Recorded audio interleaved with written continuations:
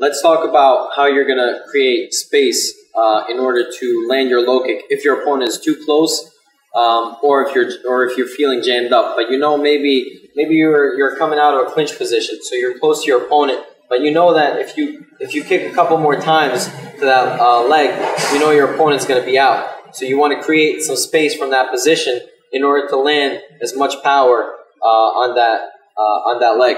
So from here, you have a couple of different ways.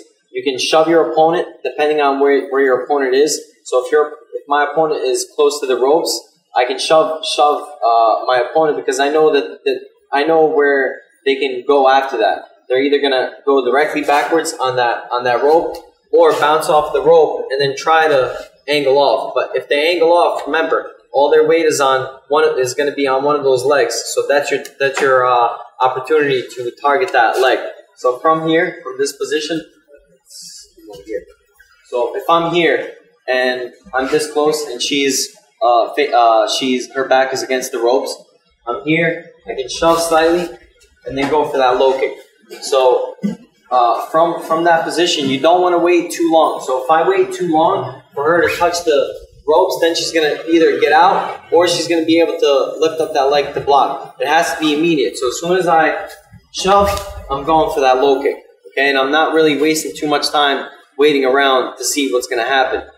Because remember, if she recuperates quickly enough, then she's going to be able to continue doing other techniques.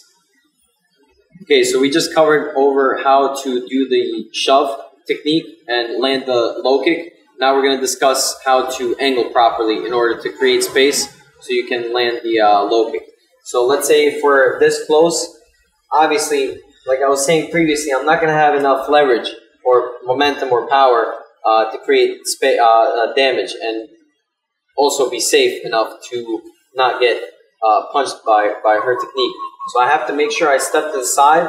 So when I'm stepping, I'm just angling on a diagonal here. I'm not stepping this way because if I do this, I'm going to end up missing or hitting with my foot. So I have to make sure I step to the side here, and then I'm throwing that low kick. So I can be this close in clinch position if I want to. This is basically clinch distance here. So I can be this close.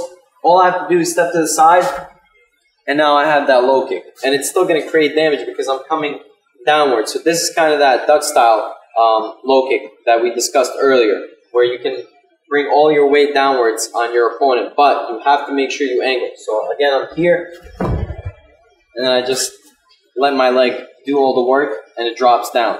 Same thing can be done for the back leg too. So if I'm here, I'm stepping to the side, and then I'm coming around with that low kick, and I'm just letting my body fall down onto her leg.